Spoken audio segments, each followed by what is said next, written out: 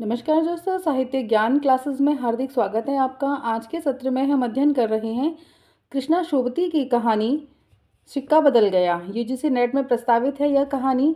इस कहानी में देश के बंटवारे और विकार के खून खराबे का चित्रण किया गया है कि किस प्रकार हत्याएं होती हैं। अमीर शाही जीवन बिताने वालों की दुर्दशा का चित्रण भी कहानी के माध्यम से लेखिका ने किया है, जिसमें वो पूर्णतः सफल हुई हैं। हिंदी साहित्य में कृष्णा शोभती बहुत ही महत्वपूर्ण लेखिका हैं। उनकी रचनाओं में विभाजन की स्थितियों का वर्णन हुआ है। देश विभाजन, जब भारत पाकिस्तान का विभाजन हो रहा था, उस समय उन हमारे देश में जो क्या परिस्थितियां थी, किस प्रकार व्यक्ति एक दूसरे का ही दुश्मन हुआ जा रहा था, उन सभी परिस्थितियों का चित्रण कृष्णा शोभती ने अपनी कहानी के माध्यम से किया है।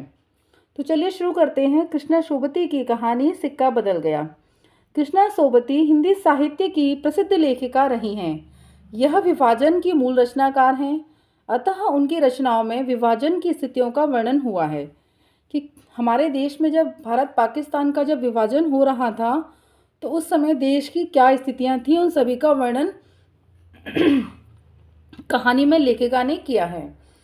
उन्होंने हिंदी कथा साहित्य को नए रचनात्मक आयाम दिए हैं। उनकी कहानियों का कथ्य और शिल्प दोनों ही रचनात्मक हैं। देश विभाजन से संबंधित कृष्णा शोभती की कहानियों में सबसे चर्चित एवं प्रसिद्ध कहानी है सिक्का बदल गया। यह कहानी वर्ष 1948 में प्रतीक पत्रिका में प्रकाशित हुई थी। कहाँ प्रकाशित हुई थी? प्रतीक पत्रिका में। उस समय ये पत्रिकाएं चलती थी, इनमें जो कहानियाँ प्रकाशित होती थी। तो कहानी का मूल कथ्य है विभाजन की स्थिति का वर्णन करना। कहानी में पात्र कौन कौन से हैं और कहानी का प्रतिपाद्य विषय क्या है। यह कहानी जुलाई वर्ष 1948 ईस्वी में प्रतीक पत्रिका में प्रकाशित संग्रह बादलों के घेरे 1980 ईस्वी, सर्वप्रथम 1948 ईस्वी में यह कहानी प्रतीक पत्रिका में प्रकाशित हुई। उसके बाद जो संग्रह है इनका बादलों के घेरे, जो 1980 ईस्वी में आया है, इसमें इस संग्रह में कुल 24 कहानियां हैं। उसी में यह कहानी भी प्रकाशित हुई है। तो बादलों के घेरे जो संग्रह है, इस संग्रह में कौन कौन सी कहानियां हैं इनको देखते हैं। कुछ नहीं कुछ नहीं, दो रों दो बाहें, दोहरी सांझ, सिक्का बदल गया, मेरी माँ कहाँ, गुलाब जल, गंडेरिया, एक दिन, जिगरा की बात, न गुल था न चमन था, डरो मत मैं तुम्हारी रक्षा करूँगा, दादी अम्मा, बदली बरस गई, न गुल था न चमन था, दोहरी सांझ, पहाड़ों के साए तले, कलगी, लामा, नफीसा, कामदार, भीकमलाल। तो ये सारी जो कहानियाँ हैं यह इसी संग्रह में प्रकाशित हुई हैं। संग्रह का नाम है बादलों के घेरे। तो कहानी का प्रतिपाद्य विषय क्या है? यह सिक्का बदल गया कहानी के बारे में हम पढ़ेंगे। यह कहानी यूजीसी नेट में प्रस्तावित कहानी है, जिसमें कहानी का समीक्षा, पात्र और प्रमुख तथ्यों का हम अध्ययन करेंगे। यह एक ऐसी कहानी है जो विभाजन के दौर को दर्शाती है। जहाँ शाहनी शादी के बाद आई थी, उस जगह को छोड़कर जाना पड़ रहा है। यानी उसका विवाह एक स्थान पर हुआ और कुछ परिस्थितियाँ ऐसी बनी उस समय कि उस जगह को छोड़कर उसे जाना पड़ रहा है। कोई भी उसकी मदद नहीं करता, यहाँ तक कि वह शेरा भी नहीं, जिसे उसने छोटी उम्र में बच्चों की तरह पाला है। सबका ध्यान साहनी की संपत्ति पर है। संपत्ति पर ध्यान तो सभी का रहता है, वही हाल यहाँ भी है। साहनी चनाब नदी नहाकर अपने घर जाती है। वहाँ उसे मारने के लिए लोग बैठे हैं। सभी चाहते हैं कि शाहनी यह जगह छोड़ दे। तो पात्र कौन कौन से हैं? प्रमुख पात्र हैं कहानी में शाहनी, जमींदार शाहनी की पत्नी, जमींदार हैं ये प्रमुख पात्र हैं, और उनकी पत्नी है शाहनी। विभाजन के कारण जिन्हें विस्थापित होना पड़ा, यानी एक स्थान से दूसरे स्थान पर जाना पड़ा। सारी धन दौलत छोड़कर वह कैंप लौटी। शेरा हसीना का पति और शाहनी का कामगार, उसके यहाँ नौकर है ये शेरा, अपनी माँ के मरने के बाद शाहनी के यहाँ पला। उनका घर में काम करती थी उसकी माँ। उनका बच्चा शाहनी का वहीं रहता था, वहीं पला बड़ा, वहीं रहा वो। सांप्रदायिक भावना से भरकर शाहनी को मारने की वह सोचता है, पर मार नहीं पाता। अपनी मालकिन जिन्होंने उसे पाला बड़ा किया, शाहनी जी, उन्हें वह मारने की कोशिश करता है उनकी संपत्ति के लिए, पर मार नहीं पाता। गौण पात्र हैं इसमें कौन कौन है? हसीना जो शेरा की पत्नी है, शाहजी शाहनी का पति और जमींदार है ये, फिरोज शाहनी को मारने के लिए शेरा को भड़काने वाला एक युवक है, जैना शेरा की माँ जो मर गई थी, जो सेना जो शेरा था उसके यहाँ जो नौकर रहा करता था उसकी माँ है ये, नवाब बीबी, बेगू पटवारी, जौलदार, दाऊद खां इंस्पेक्टर और इस्माइल रसूली। ये सब इसमें कहानी को आगे विस्तार देते हैं। तो कहानी में जो विशेष है वह भारत पाक विभाजन में होने वाले विस्थापन के दर्द की कहानी है। अविभाजित कश्मीर में चुनाव के तट पर जबलपुर की कथा है, चुनाव नदी है वहाँ पर, जबलपुर की ये कथा है। देश विभाजन की पृष्ठभूमि पर आधारित यह कहानी है।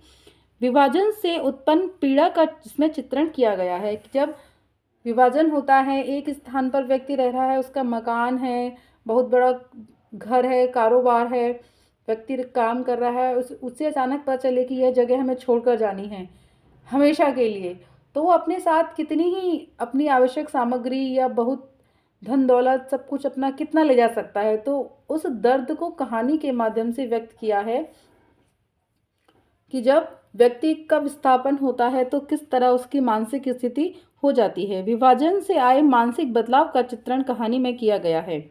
विधवा नारी की पराधीनता का मनोवैज्ञानिक अंकन है। क्षेत्रीय भाषा का प्रयोग किया है। जो जमींदार हैं उनकी पत्नी है, जमींदार खत्म हो गए हैं और उनकी पत्नी के पास धन दौलत है और सभी उनकी धन दौलत को लूटना चाहते हैं। प्रमुख उदाहरण जो कथन आए हैं कहानी में, आज इस प्रभात की मीठी नीरवता में न जाने क्यों कुछ भयावना सा लग रहा है। वह पिछले 50 वर्षों से यहाँ नहाती आ रही है। कितना लंबा अरसा है, कहानी सोचती है। एक दिन इसी दुनिया के किनारे वह दुल्हन बनकर उतरी थी और आज शाहजी नहीं, उसका वह पढ़ा लिखा लड़का नहीं, आज वह अकेली है। शाहजी की लंबी चौड़ी हवेली में वह अकेली है, पर नहीं, यह क्या सोच रही है वह सवेरे सवेरे। अभी भी दुनियादारी से मन नहीं फिरा उसका। शाहनी ने लंबी सांस ली और श्री राम करती बाजरे के खेतों से होती हुई घर की राह ली। ये शाहजी की ही अशामियाँ हैं। शाहनी ने नज़र उठाई, यह मीलों फैले खेत अपने ही हैं। भरी भराई नई फसल को देखकर शाहनी किसी अपनत्व के मोह से भीग गई। यह सब शाहजी की बरकतें हैं। उनके पति का था सब कुछ। दूर दूर गांव तक फैली हुई जमीनों में कुएं सब अपने हैं। साल में 3 फसल जमीन तो सोना उगलती है। फसल होती थी खेतों में तो वह सोना ही उगलती थी। शाहनी चौंक पड़ी, एक आगे का उदाहरण है, शाहनी चौंक पड़ी, देर मेरे घर में मुझे देर, आंसुओं की भंवर में न जाने कहाँ से विद्रोह उमड़ पड़ा। मैं पुरखों के इस बड़े घर की रानी और यह मेरे ही अन्न पर पले हुए। जो उनके यहाँ रहते थे वही उन्हें परेशान कर रहे हैं, उन्हें मारना चाहते हैं, उनसे धन दौलत लूटना चाहते हैं। नहीं, यह सब कुछ नहीं। ठीक है, देर हो रही है, पर नहीं, शाहनी रो रो कर नहीं, शान से निकलेगी इस पुरखों के घर से, मान से लांघेगी यह देरी। विभाजन की त्रासदी का वर्णन किया गया है कि अचानक उन्हें पता चला कि यहाँ से तुम्हें कहीं और जाना है, तो इसलिए वह परेशान हो रही है। जिस पर एक दिन वह रानी बनकर आ खड़ी हुई थी। अपने लड़खड़ाते कदमों को संभाल कर शाहनी ने दुपट्टे से आंखें पोंछी और ड्योढ़ी से बाहर हो गई। बड़ी बूढ़ियाँ रो पड़ीं, किसकी तुलना हो सकती है इसके साथ। खुदा ने सब कुछ दिया था, मगर दिन बदले, वक्त बदला, वक्त बदले।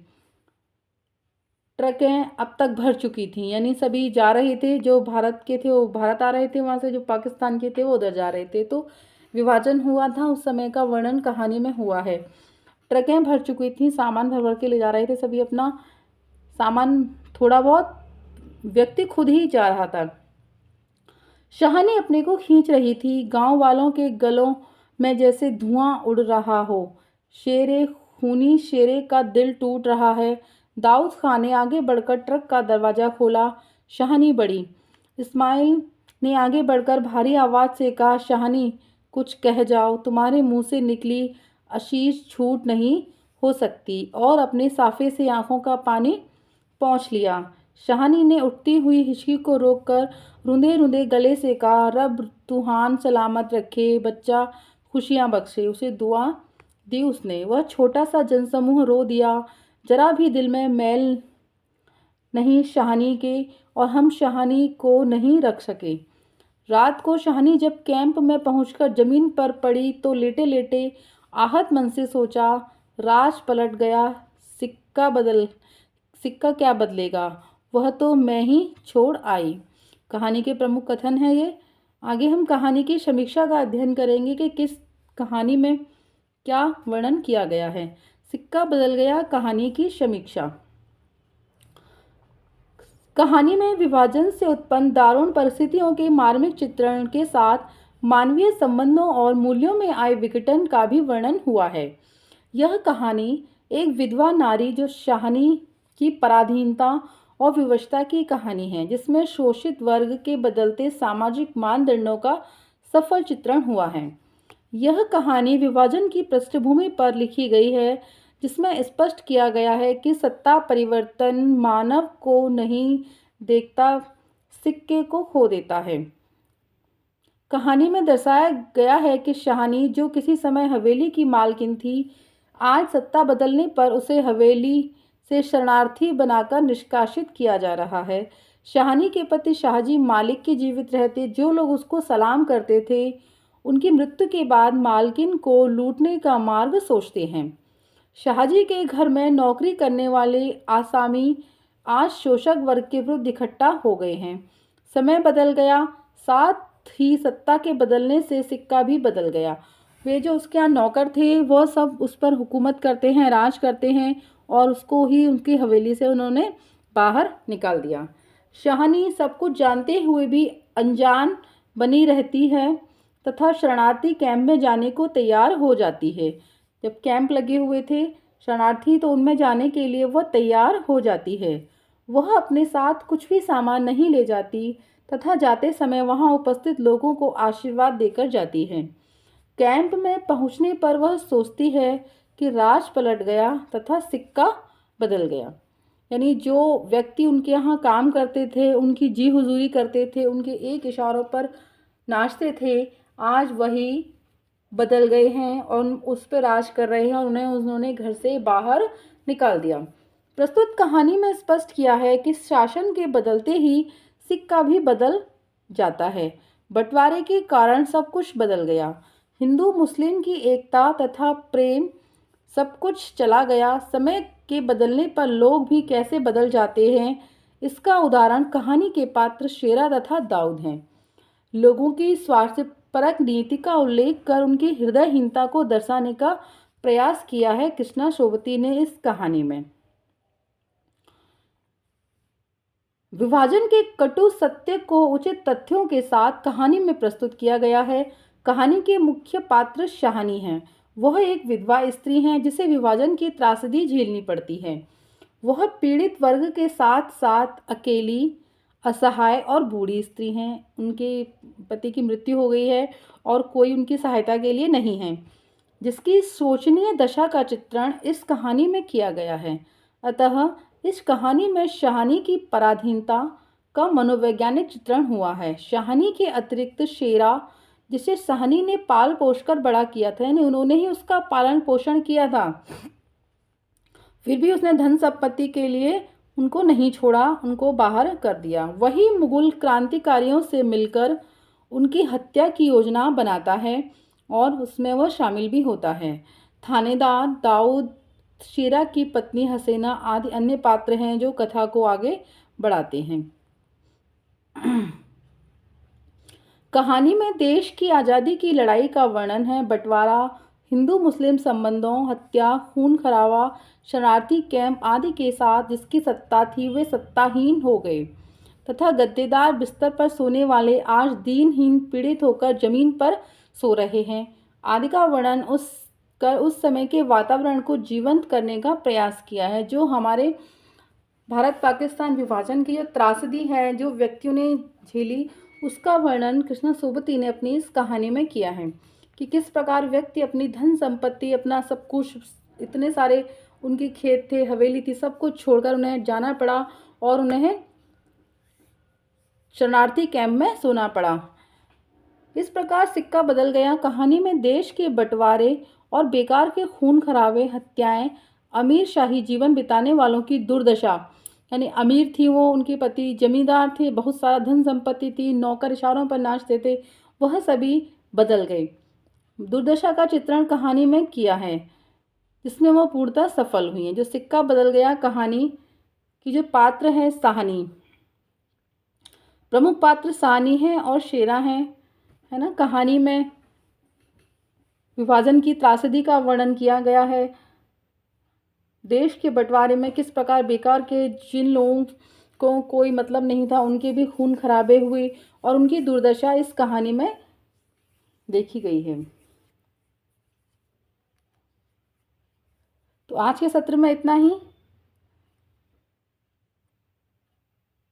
क्लास अच्छी लगी हो तो लाइक कीजिए, चैनल अब तक सब्सक्राइब नहीं किया है तो चैनल को सब्सक्राइब कीजिए, शेयर कीजिए और कमेंट्स कीजिए। धन्यवाद।